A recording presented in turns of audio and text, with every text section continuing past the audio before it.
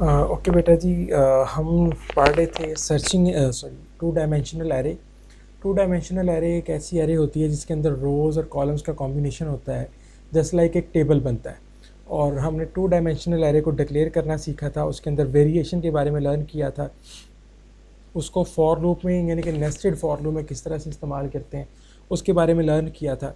तो आज के लेक्चर में हम ये देखते हैं कि अगर टू डायमेंशनल एरे के अंदर हमें कुछ स्पेसिफिक एलिमेंट सर्च करना पड़े, सर्च करने से मुराद हम ये देखना चाहते हो कि ये वाला स्पेसिफिक एलिमेंट एरे में किस इंडेक्स के ऊपर मौजूद है, तो उसके लिए हम प्रोग्राम कैसे लिखेंगे, कोडिंग कैसे लिखेंगे, यानी कि हम एलिमेंट को सर्च करने का तरीकाकार देखेंगे।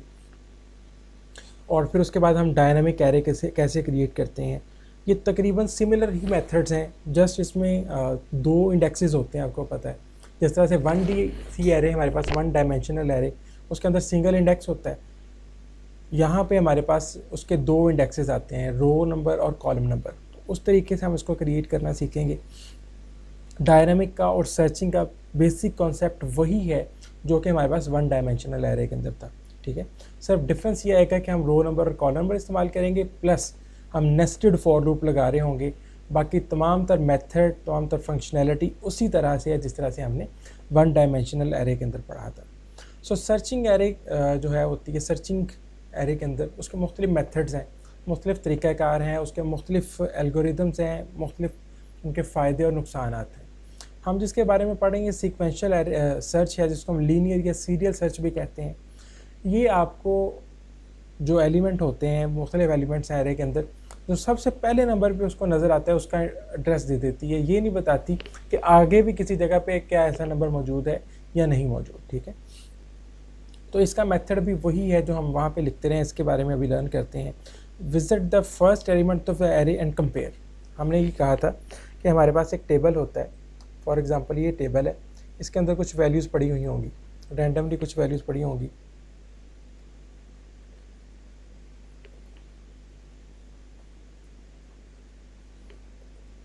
इस तरह से तो हमने जो सर्च करना है वो देखना है 12 कहाँ पे है। वो पहले इसको सर्च करेगा, 12 के साथ कंपैरिजन करेगा, नंबर नहीं मिला, फिर इसके साथ कंपैरिजन करेगा, फिर इसका थर्ड के साथ, फिर इसका फोर्थ के साथ, फिर सेकंड रो के अंदर आ जाएगा, इसके साथ कंपैरिजन करेगा, उसको इसका एड्रेस मिल जाएगा।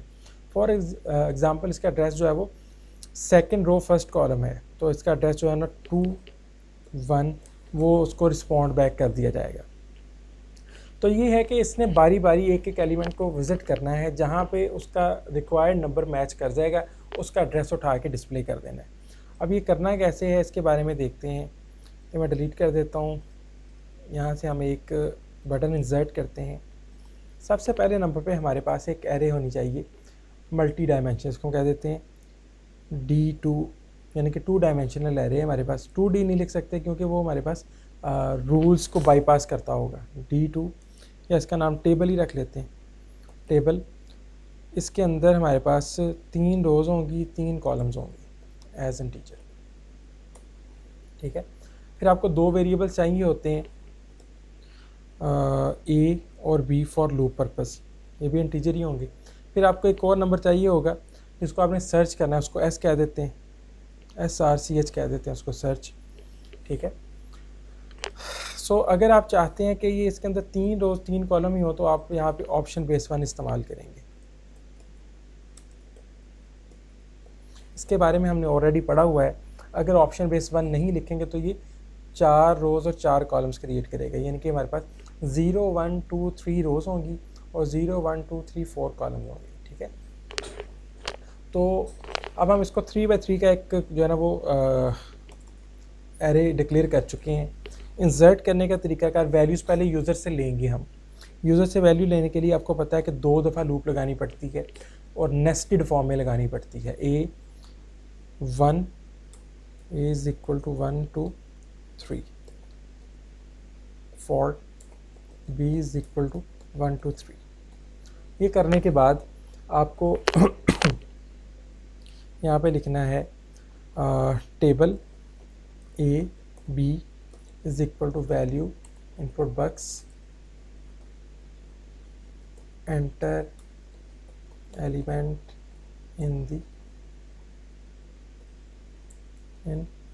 2D array, 2D एरे के अंदर एलिमेंट इंसर्ट करें फॉर नेक्स्ट बी, यहाँ पे लिखेंगे नेक्स्ट ए। सो देखें बेटा जी, इसकी वर्किंग हम ऑलरेडी लर्न कर चुके हैं, थोड़ा सा रिपीट कर लेते हैं। A is equal to 1, B is equal to 1, first row first column के अंदर जो वैल्यू आएगी उठा के डाल दी जाएगी। फिर हम नेक्स्ट बी करते हैं तो बी की वैल्यू 2 हो जाएगी, ए की वैल्यू अभी भी 1 है, बी की वैल्यू 2 हो चुकी है, यानी कि हमारे पास रो 1 ही है, कॉलम सेकंड आ गया है। तो अब ये वैल्यू फॉर एग्जांपल पहले यहाँ पे थी, दूसरी यहाँ पे आ जाएगी। फिर नेक्स्ट बी होगा तो बी की वैल्यू 3 हो जाएगी, फर्स्ट रो थर्ड कॉलम, ठीक है। तो पहले अंदर वाली जो लूप चलेगी वो यहाँ पे 3 वैल्यूज प्लेस करेगी। फिर हम करेंगे नेक्स्ट ए की वैल्यू 2 हो जाएगी, ये लूप फिर से स्टार्ट होगी। तो अब इस बार हम इन 3 प्लेसेस के ऊपर वैल्यू इंसर्ट करेंगे। फिर ये लूप कंप्लीट होने के बाद नेक्स्ट ए होगा, ए की वैल्यू हो जाएगी 3। तो फिर हम इसमें ये 3 दफ़ा इटरेशन होगी, तो वैल्यूज़ जो प्लेस हो जाएंगी वो यहाँ पे हो जाएंगी, यहाँ पे 3 पे। तो ओवरऑल यहाँ पे 3 पे वैल्यूज़ इंसर्ट हो चुकी होंगी by using this looping structure. करने के बाद हम ये करते हैं कि हम यूज़र से कहते हैं हमें वो वैल्यू बताए जो वो सर्च करना चाहता है। SRCH हमने जो लिखा हुआ था is equal to value of input box, enter the value you want to search in the array। जो नंबर आप एरे में सर्च करना चाहते हैं वो यहाँ पे लिखें, ठीक है। अब सर्च करने का तरीकाकार ये है, लूप तो आपको वही लगानी पड़ेगी। लूप को कॉपी कर लेते हैं, लेकिन इंटरनल उसका जो उसको डिलीट करके यहाँ पे नए सिरे से कोडिंग लिखते हैं। मैं कहता हूँ if table A B is equal to SRCH हो, देन हम क्या करेंगे,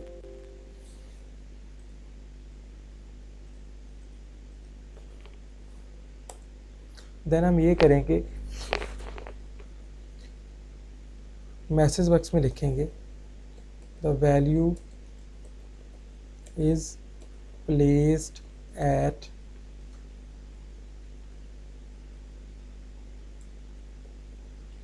एंड यहाँ पे लिखेंगे ए,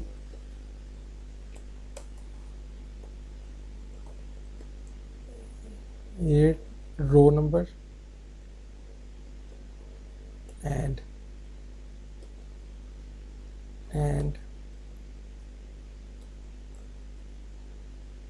बी लिखने के बाद इसको फिर कंकैटिनेट करेंगे कॉलम।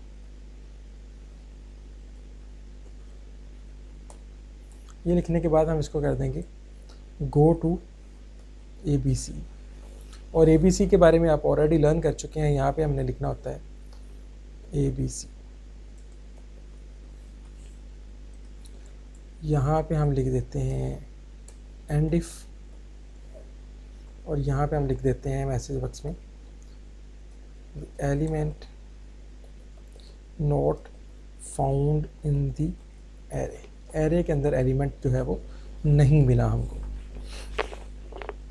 सो देखें जी, पहले नंबर पे हमने ये जो लूप लगाई है नेस्टेड फॉर लूप, इसकी मदद से एरे के अंदर एलिमेंट इंसर्ट हो चुके हैं। उसके बाद हमने ये नंबर यूज़र से पूछा जो वो सर्च करना चाहता है। फिर उसी तरीके से हम 1 बाय 1 हर एक नंबर को कंपेयर करते जा रहे हैं।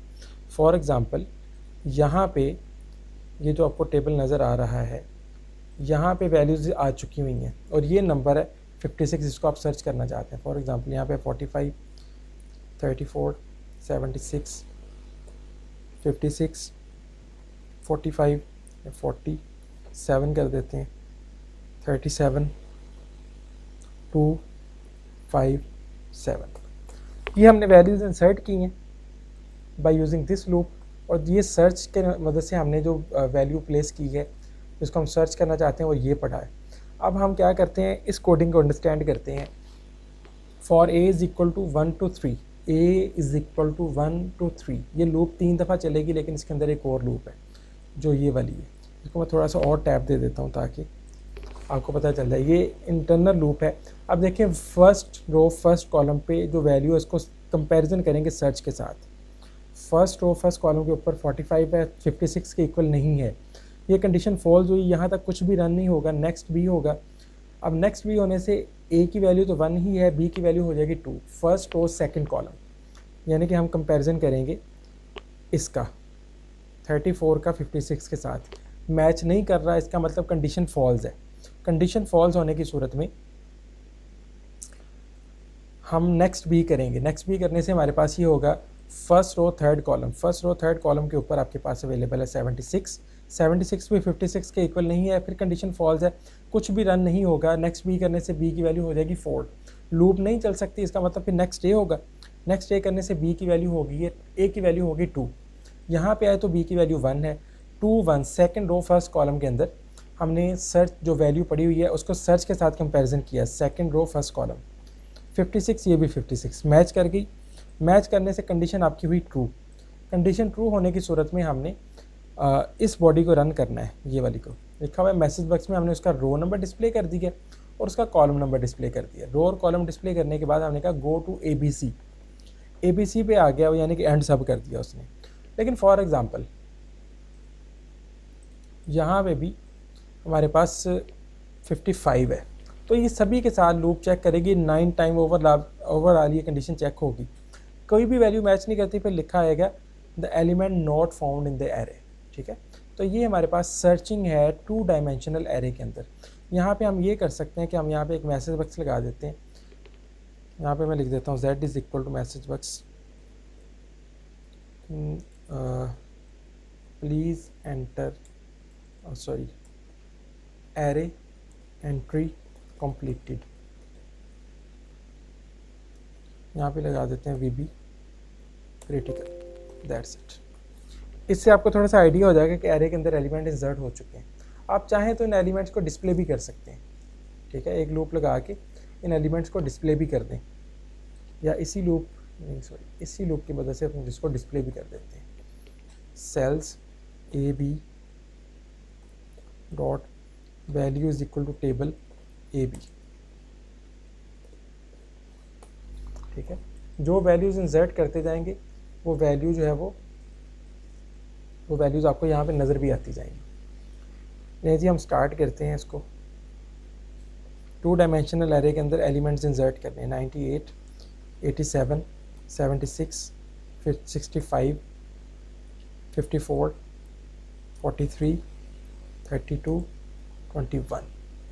ये एरे के अंदर एलिमेंट जो है ना वो कंप्लीट हो गए, और 11। अब एक मैसेज बॉक्स आता है कि एरे एंट्री कंप्लीट हो गई, ओके करने कहता है। अब आप नंबर बताएं जिसको आप सर्च करना चाहते हैं। ये नंबर आपके सामने नज़र आ रहे हैं आपको। फॉर एग्जांपल मैं 54 को डिस्प्ले चेक करता हूँ। 54 को मैंने चेक किया, कहता है कि the value is placed at second row second column. ये देखें, सेकंड रो सेकंड कॉलम के ऊपर आपको वैल्यू नज़र आ रही है। सिमिलरली मैं इसको कुछ नंबर दे देता हूँ इसी तरह से। कहता है कि अब आप बताएं नंबर कौन सा सर्च करना चाहते हैं। मैं 11 सर्च कर लेता हूँ। 11 उसको नहीं मिलता, कहता था element not found in the array. यानी कि जैसे उसको नंबर मिलता है यहाँ पे तो कहते थे गो टू ABC, ABC में मुराद वो यहाँ पे आ जाता है। अगर वो नंबर उसको नहीं मिलता तो फिर वो ये लूप कंप्लीट करता है, कुछ भी रन नहीं होता, कुछ भी डिस्प्ले भी नहीं होता, लेकिन ये जो मैसेज बॉक्स है ये डिस्प्ले होगा फिर। ठीक है, अगर उसको नंबर मिल जाता है तो वो गो टू से डायरेक्ट जंप लगाता है यहाँ पे। ये देखें 1 2 3 4 स्टेटमेंट्स को स्किप कर देता है। तो हम कहते हैं गो टू जो होता है ये अनकंडीशनल जंप होता है, किसी भी जगह के ऊपर आप प्रोग्राम के अंदर लगा सकते हैं। ठीक है, नेक्स्ट प्रोग्राम हमारे पास है डायनामिक एरे। डायनामिक एरे से मुराद क्या है, हम एरे को पहले से नहीं पता होता कि कितनी एरे ये लगानी है। ठीक है, कितने रोज़ होंगे, कितने कॉलम्स होंगे, तो हम अपनी मर्ज़ी से during the program execution number of rows और कॉलम्स तब्दील कर सकते हैं। देखें जी, इसी प्रोग्राम को अगर हम डायनामिक के अंदर कन्वर्ट करना चाहें तो मैं यहाँ पे कह देता हूँ, इसको मैं डिस्प्ले नहीं करता, यहाँ पे मैं लिख देता हूँ X और Y। देखें जी, मैं लिखता हूँ value of input box, X is equal to value of input box enter number of rows in the table. इसी को करते हैं कॉपी पेस्ट कर देते हैं यहाँ पे y, number of columns in the table.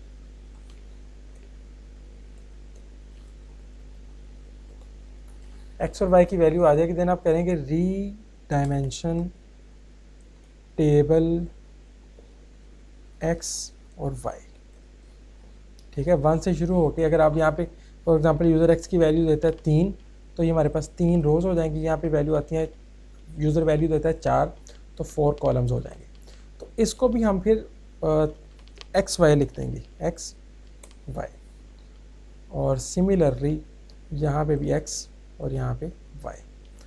बाकी सारा प्रोग्राम ये हमारे पास डायनामिक एरे हो गई अब, यानी कि कोडिंग करते वक्त कोई भी पर्सन ये नहीं बता सकता कि इस एरे के अंदर कितने एलिमेंट्स होंगे, कितनी रोज़ होंगी, कितने कॉलम्स होंगे। यूज़र वैल्यू देगा तो उसके मुताबिक ये एरे बनेगी, यानी कि तब हमें पता चलेगा कितनी रोज़ होंगी और कितने कॉलम्स होंगे। अब देखें, लूप भी उसी के मुताबिक लग रही है, ठीक है, और ये वाली लूप भी उसी के मुताबिक है। अगर आप यहाँ पे ऑप्शन बेस 1 नहीं लगाते तो देन यहाँ पे आपको 0 लगाना पड़ेगा, यहाँ पे भी 0 लगाना पड़ेगा, लेकिन हम ऑप्शन बेस 1 इस्तेमाल कर लेते हैं क्योंकि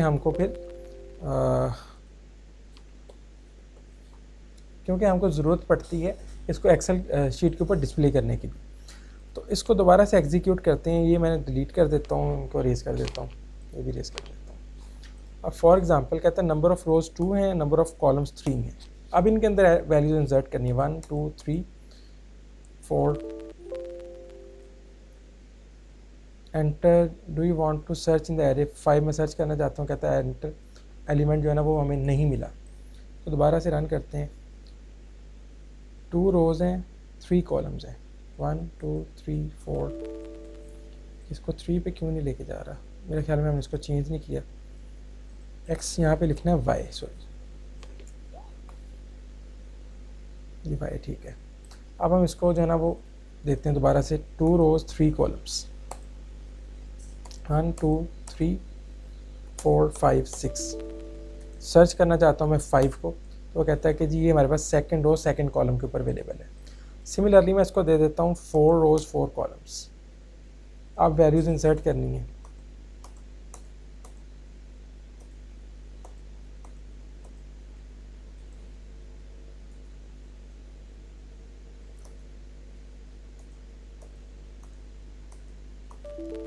तो ये हमारे पास एंट्री कंप्लीट होगी। अब देखें ये अक्रंस जो है ना, ये वाली, ये 55 दो जगह पे आ रहा है, 66 दो जगह पे आ रहा है, 44 दो जगह पे आ रहा है, 22 दो जगह पे आ रहा है, लेकिन ये क्या करेगा, फर्स्ट अक्रंस दे देगा। 66 है ना यहाँ पे सेकंड रो सेकंड कॉलम के अंदर, तो ये वाला एड्रेस नहीं देगा, वो 66 का सेकंड रो सेकंड कॉलम वाला जो फर्स्ट अक्रंस है, जहाँ पे पहली दफ़ा उसका नंबर नज़र आता है, सिर्फ वो रिजल्ट आपके सामने शो कर देगा। तो ये हमारे पास है डायनामिक एरे। डायनामिक एरे से मुराद ये है ऐसी एरे जिसको आपको डिक्लेयर करते वक्त पता नहीं होता कि ये इसके अंदर कितनी रोज़ और कितने कॉलम्स होंगे। जब यूज़र इनपुट देता है तब आपको पता चलता है कि इसके अंदर कितनी रोज़ और कितने कॉलम्स होंगे, ठीक है। तो वो डिपेंड करता है यूज़र की इनपुट के ऊपर। देखें 2 रोज़ 2 कॉलम्स, 1 2 3 4, दैट्स इट, ठीक है। अगर मैं इसको कह देता हूँ 5 सर्च करे, नहीं मिला, अब दोबारा से रन करता हूँ 1 रो 1 कॉलम, यानी कि एक रो एक ही एलिमेंट आएगा 6, ठीक है, और इसको सर्च करना है 7 के साथ तो नहीं मिलता। तो हमारे पास ऑप्शन होती है यूज़र अपनी मर्ज़ी से बताए। ऐसी एरे को हम कहते हैं डायनामिक एरे। सर्चिंग दोनों में सेम मेथडोलॉजी है, सेम एल्गोरिदम है, 1D के अंदर भी 2D के अंदर भी। रीडायमेंशनिंग सेम मेथडोलॉजी है, 1D के अंदर भी 2D के अंदर भी। उसके बाद वेरिएशन जो होती है, ऑप्शन बेस 1 है, अपर बाउंड और लोअर बाउंड, ये भी सेम है 1 डायमेंशन के अंदर और 2 डायमेंशन के अंदर। डिफरेंस कहाँ पे आता है, सिर्फ एरे के इंडेक्सेस लिखने पे। वहाँ पे आप एक इंडेक्स लिखते थे क्योंकि वो 1D एरे थी, यहाँ पे आप 2 इंडेक्स लिखते हैं, कोमा से उनको सेपरेट करते हैं क्योंकि ये 2 डायमेंशनल एरे। इसी तरह से 3 डायमेंशनल और मल्टी डायमेंशनल एरे भी हो सकती हैं, लेकिन उसमें आपको पढ़ने की ज़रूरत नहीं है, आपके कोर्स में सिर्फ 2D तक जो है ना वो शामिल किया गया है। तो ये हमारे पास एरे का टॉपिक यहाँ पे कंप्लीट हुआ है। हम अगले टॉपिक पे आते हैं, दिस इज़ फंक्शंस। सो बेटा जी, आप लोगों को याद होगा कि हमने 3 तरह के स्ट्रक्चर्स पढ़ लिए हैं। 3 types of structures we have studied still. पहले नंबर पे था सीक्वेंशियल स्ट्रक्चर। सीक्वेंस के साथ जितनी भी स्टेटमेंट्स आती हैं सारी की सारी रन होती हैं, ना कोई स्किप होती है ना कोई डुप्लीकेट होती है। उसके लिए मैं आपको ये बेटा मेरे पास एक इसकी पिक्टोरियल डिस्क्रिप्शन अवेलेबल है। देखें ये स्ट्रक्चर्स अभी तक हमने सर्च किए हैं, स्टडी किया सॉरी। ये सीक्वेंशियल स्ट्रक्चर है, जितनी स्टेटमेंट्स हैं ना कोई स्किप होती है ना कोई डुप्लीकेट होती है, तमाम स्टेटमेंट्स एक दफ़ा रन होती हैं उसी तरतीब के साथ जिस तरह से आपने बताया होता है। ठीक है, ये हमारे पास कंडीशनल स्ट्रक्चर है। कंडीशन बताती है कि ये वाला पोर्शन रन होगा या ये वाला पोर्शन रन होगा। ठीक है, ये हमारे पास दूसरा स्ट्रक्चर है। कंडीशन की बुनियाद पे आपके पास 10 ब्लॉक हैं, 10 में से कोई एक रन होगा, बाकी 9 स्किप होंगे। आपके पास 15 ब्लॉक हैं, उनमें से कोई एक रन होगा, बाकी स्किप होंगे। किसकी बुनियाद पे? कंडीशन की बुनियाद पे। तीसरा स्ट्रक्चर हमने पढ़ा था लूप स्ट्रक्चर का। आप एक ब्लॉक ऑफ स्टेटमेंट को एक दफ़ा लिखते हैं, लेकिन रन अपनी मर्जी के मुताबिक जितनी दफ़ा आप चाहें करते हैं। 10 दफ़ा चाहें 10 दफ़ा करते हैं, 20 दफ़ा चाहें तो 20 दफ़ा करते हैं। ऐसे स्ट्रक्चर को कहते हैं लूपिंग स्ट्रक्चर। तो ये हमारे पास 3 तरह के प्रोग्रामिंग स्ट्रक्चर्स हैं जिनको हम स्टडी कर चुके हैं। आज हम स्टार्ट करने वाले हैं चौथा स्ट्रक्चर, उसको हम कहते हैं फंक्शन कॉल। उसको बोलते हैं फंक्शन कॉल। इसको मैं मिनिमाइज़ कर देता हूँ। हमारे पास ये फंक्शन कॉल का एक मैकेनिज़्म है। होता क्या है इसके अंदर, आप अपने मेन प्रोग्राम की एग्जीक्यूशन को छोड़ के किसी दूसरे प्रोग्राम में जाते हैं। फॉर एग्जांपल अब यहाँ से लिखा हो ना कॉल टेबल, अब यहाँ पे गए, ये किसी और जगह पे कोडिंग पड़ी हुई है। आप उस कोडिंग को रन करते हैं और आफ्टर रनिंग दिस कोड आप एक वैल्यू गेट करके अपने इस प्रोग्राम के अंदर वापस आ जाते हैं। इसको हम कहते हैं फंक्शन कॉल मेथड। इसके बहुत सारे फ़ायदे हैं। पहले नंबर पे आपका ये वाला जो प्रोग्रामिंग कोड है ये स्मॉलर रहता है। ठीक है, ये एक जगह पे जो आप कोड लिख रहे हैं वो स्मॉलर रहता है। अदरवाइज़ अगर आप सारी चीज़ें इस तरह की यहाँ पे बार बार लिखेंगे तो वो 3-4 पेजेस के ऊपर कोडिंग चले जाएगी। दूसरे नंबर पे आप इसको एक दफ़ा बनाते हैं, एक दफ़ा बना के आपने उसको किसी जगह पे स्टोर कर लिया और स्टोर करने के बाद आप उसको टेस्ट कर लेते हैं एक दफ़ा। बार बार आपको टेस्ट करने की ज़रूरत नहीं है, बार बार कोड करने की। जब आप चीज़ों को बार बार कोड करते हैं तो उसके अंदर एरर्स आती हैं, उसके अंदर प्रॉब्लम्स आती हैं। ठीक है, स्पेलिंग मिस्टेक्स आएंगी, लॉजिकल और रन टाइम एरर्स आएंगी। लेकिन अगर आप उसको एक दफ़ा टेस्ट करके रख लेते हैं और उसी चीज़ को बार बार यूज़ करते हैं। देखिए इसकी एग्जांपल हम अपनी डेली लाइफ से लेते हैं। फंक्शन कॉल से क्या मुराद है? बनी बनाई चीज़ें जो होती हैं उनको अपने फंक्शन के अंदर कॉल करते हैं। उससे आपके प्रोग्रामिंग का टाइम कैसे सेव होता है? डेली लाइफ से एग्जांपल ये है कि आप एक घर कंस्ट्रक्ट करना चाहते हैं। 2 तरह के मेथड्स हैं आपके पास। आप अपने वहाँ पे अपनी जो साइट है जहाँ पे कंस्ट्रक्शन हो रही है वहाँ पे आप लकड़ी का सामान खुद से प्रोड्यूस करें।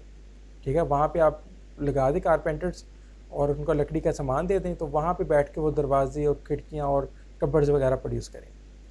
नंबर 2 ऑप्शन क्या है? आप बनी बनाई किसी कंपनी से उसको परचेज़ कर लें, किसी शॉप से परचेज़ कर लें। ठीक है, तो जो बनी बनाई चीज़ अपने कोड के अंदर लेके आते हैं तो टाइम सेव होता है। ठीक है, कहाँ पे वो दरवाजे बंदा वहाँ पे बैठ के क्रिएट करेगा, वो 4 महीने लेगा। कहाँ पे आप ये बनी बनाई चीज़ को इंपोर्ट करेंगे और 1 दिन के अंदर उनकी इंस्टॉलेशन पूरी हो जाएगी। तो ये टाइम सेविंग है। ठीक है, फिर एरर सेविंग है। वहाँ पे चीज़ आपके सामने बनी पड़ी है, आप उसको चेक कर लेते हैं एक दफ़ा। अगर उसका डिज़ाइन और उसकी स्पेसिफिकेशन आपकी समझ में आती है आप उसको परचेज़ कर लेते हैं, अदरवाइज़ आप दूसरी ऑप्शन के ऊपर चले जाते हैं। तो एक चीज़ है डिज़ाइन बनने के बाद वो पता नहीं क्या बनेगा, दूसरी चीज़ है डिज़ाइन बना पड़ा है आप उसको परचेज़ कर लेते हैं, आप उसको इंपोर्ट कर लेते हैं। ये फंक्शन कॉल का मेथड है। आपने एक दफ़ा कोडिंग बनी पड़ी है, उसको आप उठा के इस्तेमाल कर लें, बजाय इसके कि आप उसको खुद से लिखें। टाइम भी वेस्ट होगा, एरर्स भी ज़्यादा आएंगी, एरर्स को रिमूव करने के अंदर फिर रिलायबिलिटी भी नहीं है। ठीक है, हो सकता है आप सही से उसको ना कर सकें। तो फंक्शन कॉल से मुराद ये है कि आप अपने मेन प्रोग्राम को छोड़ते हैं जहाँ पे फंक्शन कॉल अक्कर होता है, आप किसी दूसरी लोकेशन पे जाते हैं, वहाँ पे कुछ कोड पड़ा होता है, उस कोड को आप रन करते हैं, वहाँ से आंसर लेके वापस अपने प्रोग्राम पे आ जाते हैं। This is called function call method, function call structure. ठीक है, फंक्शन होता क्या है? फंक्शन की डेफिनेशन ये है, function is a piece of code that is written to perform a specific task. एक स्पेसिफिक टास्क को परफॉर्म करने के लिए कोडिंग की जाती है। ठीक है, अब देखें टेबल डिस्प्ले करना है, जो नंबर हमने लिया उसका टेबल डिस्प्ले करना चाहते हैं। टेबल डिस्प्ले करने की कोडिंग आपने 4-5 तरह की लूप हर एक के साथ करके देखी थी। अब देखिए यहाँ पे आपने वो सारी कोडिंग लिखी हुई है। अब यहाँ पे लिखते हैं, एक तो प्रोग्राम लेंथी हो जाता है, फिर अगर आपको 3-4 जगह पे टेबल डिस्प्ले करने का कोड लिखना पड़ता है, 3-4 जगह पे लिखेंगे तो प्रोग्राम और ज़्यादा लेंथी हो जाएगा, ठीक है, और ज़्यादा कॉम्प्लिकेटेड भी हो जाएगा। तो हम उसको एक सेपरेट लोकेशन के ऊपर लिख के स्टोर कर लेते हैं। हम कहते हैं कि स्ट्रक्चर प्रोग्रामिंग अप्रोच है। ये एक स्ट्रक्चर, जिस तरह से हमारे पास 3 स्ट्रक्चर्स हम पहले पढ़ चुके हैं, लूपिंग स्ट्रक्चर है, उसके बाद हमारे पास कंडीशनल स्ट्रक्चर था और सीक्वेंशियल स्ट्रक्चर था, ये हमारे पास एक चौथी अप्रोच है, इंडिपेंडेंट ऑफ रिमेनिंग कोड। अब देखें, ये कोड आपने एक दफ़ा बना के इसको आपने कर लिया स्टोर। अब ये वाला कोड है, ये दोनों एक दूसरे के साथ इंटरलिंक हैं लेकिन डिपेंडेंट नहीं है। मतलब ये कि इस कोडिंग के अंदर आप कोई गलती करते हैं, कुछ एरर प्रोड्यूस करते हैं, तो इसके अंदर कुछ भी चेंजेस नहीं आएंगे। अगर आपका ये ठीक है तो ये आपको सही आंसर देगा हर हाल में। तो आपका मेन प्रोग्राम ठीक हो तो आपका ये वाला सब प्रोग्राम जिसको हम कह सकते हैं फंक्शन, वो भी ठीक होगा, वो भी ठीक से परफॉर्म करेगा, ठीक है। Function have unique identifier. Identifier से मुराद हम क्या कहते हैं, नेम। यूनिक से मुराद ये है कि दो फंक्शंस का नेम सेम नहीं हो सकता। आपने दो फंक्शन बनाए हैं, एक टेबल डिस्प्ले करता है और दूसरा फैक्टोरियल निकालता है, तो आप दोनों को फंक्शन 1 का नाम नहीं दे सकते। आप एक को फंक्शन 1 कह लें, दूसरे को फंक्शन 2 कह लें, ठीक है। Function can be called by it's identifier. जब भी आपने फंक्शन को कॉल करना होता है, आप उसका ये 4 रूल्स आपने याद रखने हैं इसके, ठीक है। एक पीस ऑफ कोड होता है, सेपरेट लोकेशन के ऊपर पड़ा होता है। दूसरे नंबर पे वो अपने ओरिजिनल कोड से इंडिपेंडेंट होता है। तीसरे नंबर पे उसका एक नाम होता है जो किसी और चीज़ का नाम नहीं है, ना किसी वेरिएबल का नाम है, ना किसी फंक्शन का नाम है, ना किसी प्रोसीजर का नाम है, ठीक है। और जब आपने उस फंक्शन को कॉल करना है तो उसका नाम लिखना है, ठीक है। ये इसके फंडामेंटल रूल्स हैं। जिस तरह से हमने पहले पढ़ा था कि जब हम इस्तेमाल करते हैं किसी भी प्रोग्राम के अंदर लूप को, तो लूप की 3 कंडीशंस होती हैं ना। आपको एक वेरिएबल चाहिए होता है, उसको इनिशियलाइज करते हैं, फिर उसके ऊपर इंक्रीमेंट या डिक्रीमेंट लगाते हैं और फिर कंडीशन लगाते हैं। सिमिलरली जब फंक्शन इस्तेमाल करते हैं तो फंक्शन के जो है ना रूल्स, उनमें आपने चीज़ें लर्न करनी शुरू की हैं कि जी एक स्पेसिफिक कोड होता है किसी सेपरेट जगह पे पड़ा हुआ। दूसरे नंबर पे वो इंडिपेंडेंट होता है, उसका लिंक होता है लेकिन वो डिपेंड नहीं कर रहा होता।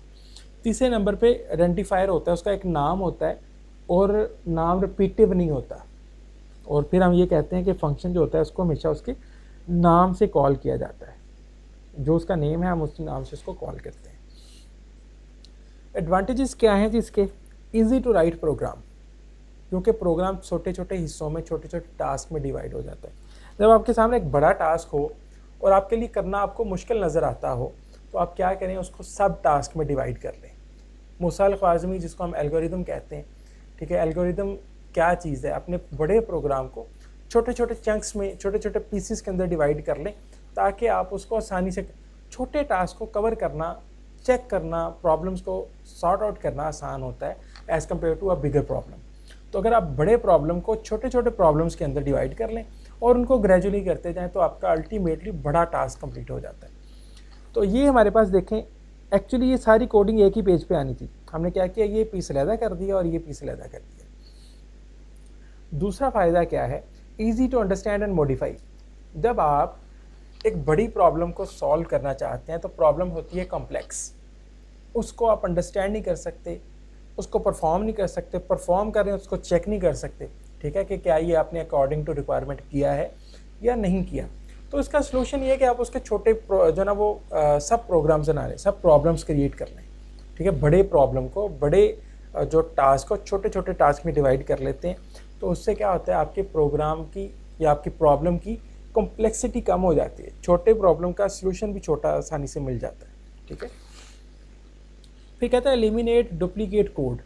अगर आपको 5 जगह पे फैक्टोरियल कैलकुलेट करने की कोडिंग लिखनी पड़ती है, तो आपको 5 जगह पे कोडिंग लिखनी पड़ती है, लेकिन अगर आप उसी को एक फंक्शन बना के रखने और जब आपको ज़रूरत पड़े आप उसको कॉल कर लें, जब आपको ज़रूरत पड़े आप उसका लिंक दे दें, तो आपके लिए जो है ना वो कोडिंग बहुत कम रह जाती है, डुप्लीकेशन इरेज हो जाती है। अभी देखें, ये जो मैसेज बक्स है, या जिस तरह से हमारे पास एक फंक्शन हमने पढ़ा था लेंथ का, वो क्या करता था, स्ट्रिंग की लेंथ को कैलकुलेट करता था। उसके पीछे ज़ाहिर है कोडिंग लगी होगी, कुछ लूपिंग होंगी, कुछ कंडीशंस होंगी, एट्सेट्रा। तो वो जो हमारे पास लेंथ कैलकुलेट करने का प्रोग्राम था, हमने सिर्फ लिखा LEN और ब्रैकेट में स्ट्रिंग का नाम लिख दिया, असल में उसकी कोडिंग जिस तरह से ये लिखा हुआ है ना, टेबल और अंदर आपने उसका नाम लिख दिया, असल में उसकी कोडिंग किसी और जगह पे पड़ी हुई है।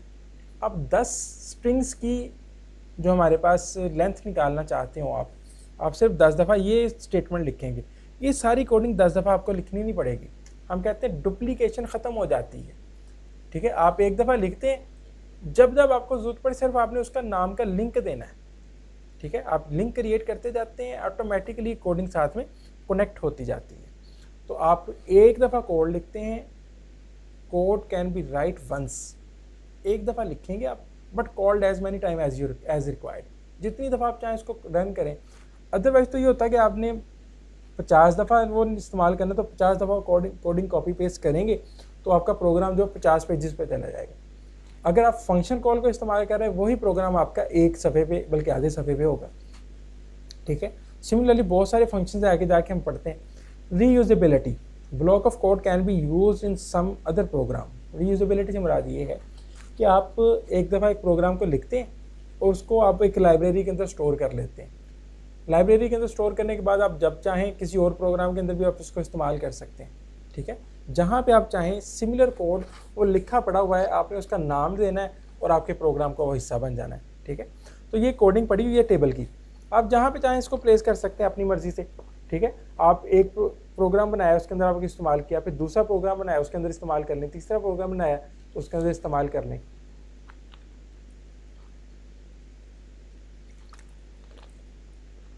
तो जहाँ जहाँ पे आप चाहें, एक दफ़ा लिखा है कोड उसको बार बार रीयूज़ करते हैं, तो हमें इसका फ़ायदा ये होता है कि रीयूजेबिलिटी इंक्रीज़ हो जाती है। ठीक है, उसके बाद रिड्यूस डेवलपमेंट टाइम, जहाँ पे आपको कोड 10 दफ़ा लिखना पड़ता है आप एक दफ़ा लिखेंगे। जहाँ पे आपको कोडिंग के अंदर 10 दफ़ा एरर्स फाइंड करनी पड़ती हैं, एक दफ़ा करेंगे। जहाँ पे आपको बार बार उसकी एग्जीक्यूशन करनी पड़ती है, वो सिंगल वन टाइम एग्जीक्यूशन होगी। तो ये इसका फ़ायदा है ये कि आप कोड एक दफ़ा लिखें, बार बार रीयूज़ करें, एक प्रोग्राम में करें, दूसरे में करें, तीसरे में करें। फिर ये भी फ़ायदा है कि कम्प्लेक्सिटी कम हो जाती है, आप उसके छोटे छोटे चंक्स बना लेते हैं, छोटे छोटे पीसेस बना लेते हैं, अल्टीमेटली करना भी आसान हो जाता है।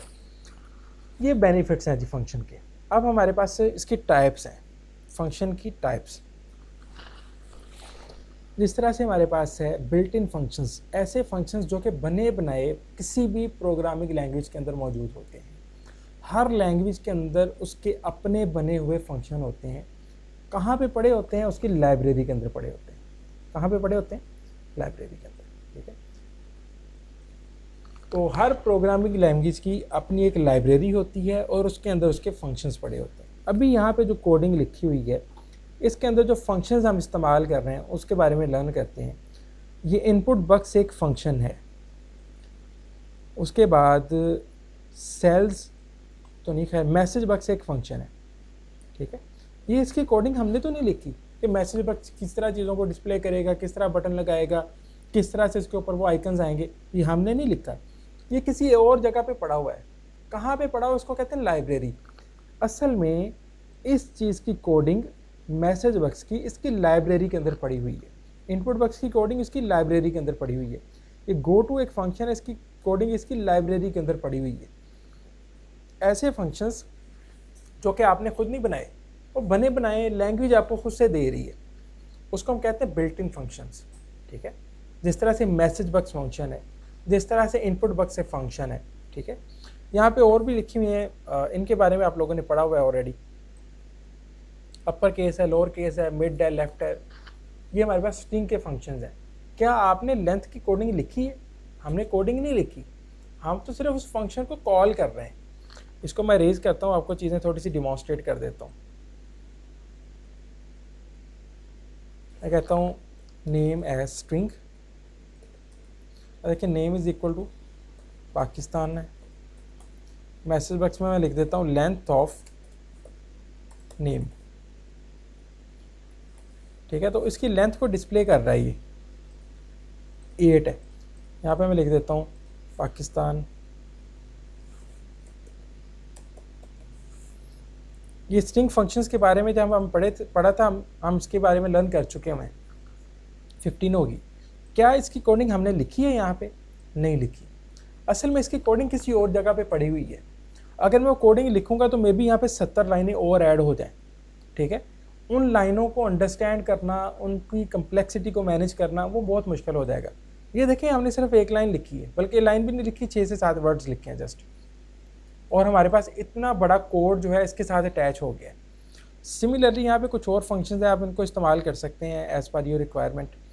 जिस तरह से ये डेट है, नाउ है, कॉज है, ठीक है, कॉज 70 आप ये इस्तेमाल कर सकते हैं, कॉज 70 डिग्री, तो कॉज का आंसर आ जाएगा आपके सामने, ये होता है कॉज 70, कॉज 90, ये। सिमिलरली आप कहते हैं जी हमारे पास है राउंड ऑफ करें,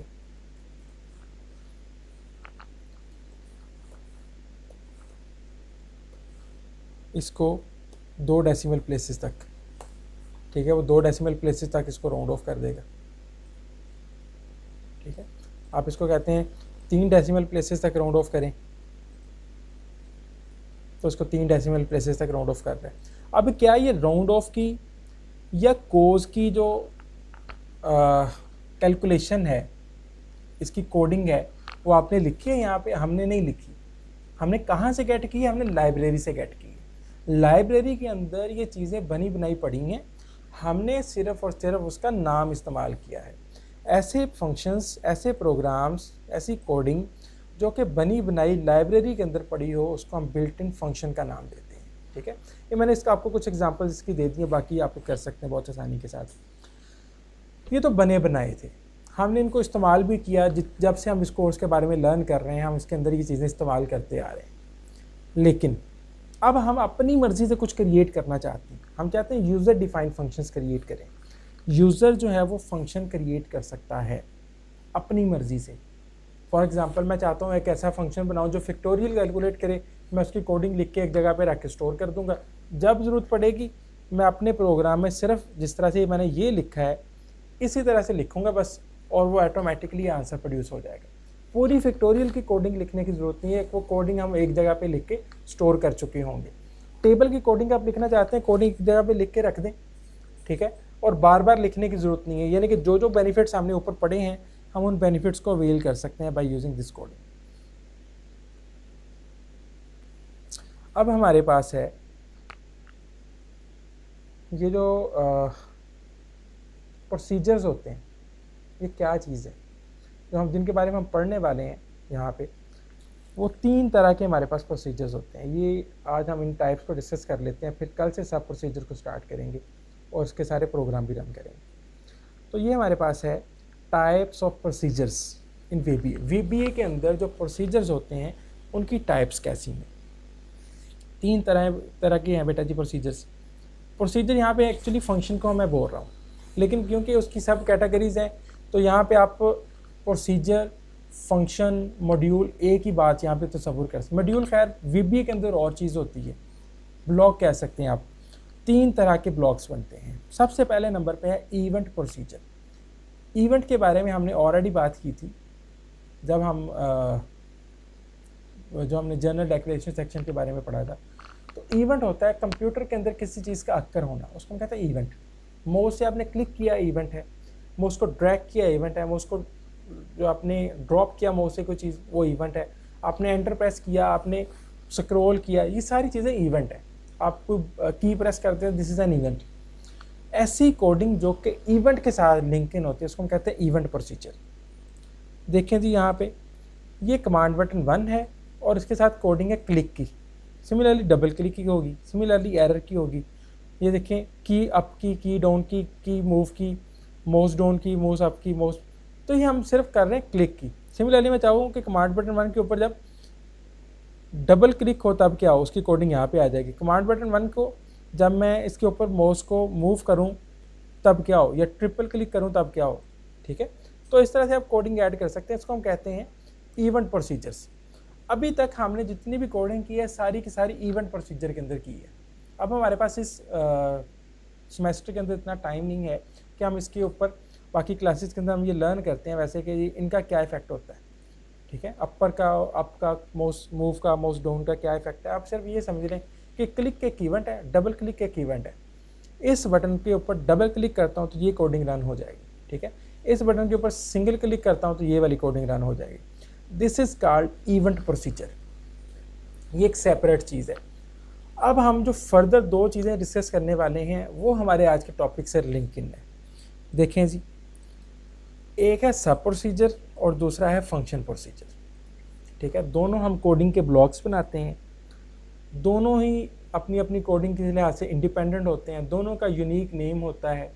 डिफरेंस कहाँ पे होता है कि सब प्रोसीजर को आप उसके नेम के साथ कॉल कर लेते हैं, ठीक है, और जो हमारे पास फंक्शन प्रोसीजर है, सॉरी यहाँ पे कॉल कीवर्ड इस्तेमाल होता है सब प्रोसीजर के लिए। फंक्शन प्रोसीजर को आप कॉल करते हैं लेकिन वो आपको एक वैल्यू रिटर्न भी करता है, एक आंसर वापस भी देता है। दोबारा से अंडरस्टैंड करें, सब प्रोसीजर है उसके अंदर कोडिंग लिखी होती है, आप सब प्रोसीजर को कॉल करते हैं, कोडिंग रन हो जाती है बट कुछ आंसर वापस नहीं आता आपके मेन प्रोग्राम के अंदर। यानी कि ये देखें, हमने यहाँ पे कहा कि टेबल डिस्प्ले करो, ये यहाँ पे आएगा, कोडिंग रन होगी, टेबल डिस्प्ले हो जाएगा। डिस्प्ले होने के बाद कोई आंसर आपके इस मेन प्रोग्राम के अंदर वापस नहीं आएगा। अगर कुछ आंसर मेन प्रोग्राम के अंदर वापस ना आए उसको कहते हैं सब प्रोसीजर, ठीक है। अगर इस सारे को रन करने के बाद कुछ आंसर मेन प्रोग्राम के अंदर वापस आए तो उसको हम कहते हैं फंक्शन प्रोसीजर। तो सिंपल सी डेफिनेशन है, अगर आप कोई ऐसी कोडिंग लिखते हैं जो कि चीज़ों को बस डिस्प्ले कर देती है, परफॉर्म कर देती है, लेकिन कोई आंसर रिटर्न नहीं करती, उसको हम कहते हैं सब प्रोसीजर। और अगर आपने कोडिंग लिखी है वो चीज़ों को परफॉर्म करती है, आंसर कैलकुलेट करती है, डिस्प्ले नहीं करती, डिस्प्ले करने के बजाय रिटर्न कर देती है मेन प्रोग्राम को। मेन प्रोग्राम चाहे उसको डिस्प्ले करे, चाहे कहीं और पे जगह पे इस्तेमाल कर ले, उसको हम कहते हैं फंक्शन प्रोसीजर। तो अगली क्लासेस के अंदर हम सब प्रोसीजर और फंक्शन प्रोसीजर्स के बारे में पढ़ेंगे। ये 10 पेजेस के मैंने जो हैंडआउट्स बनाए हुए हैं ये आपसे शेयर कर दूंगा मैं, लेकिन इनकी तमाम तर डिटेल्स जो है वो आपकी बुक के अंदर अवेलेबल है। कल इंशाल्लाह कोशिश करेंगे हम कि इसको बनाने का तरीकाकार और उसके ये 10 प्रोग्रामिंग एग्जांपल्स कल के लेक्चर में इसको हम कंप्लीट करेंगे। कोई क्वेश्चन हो तो आप मुझे वो पूछ सकते हैं, व्हाट्सएप ग्रुप के अंदर भी अभी भी क्लास का टाइम है, पूछ सकते हैं।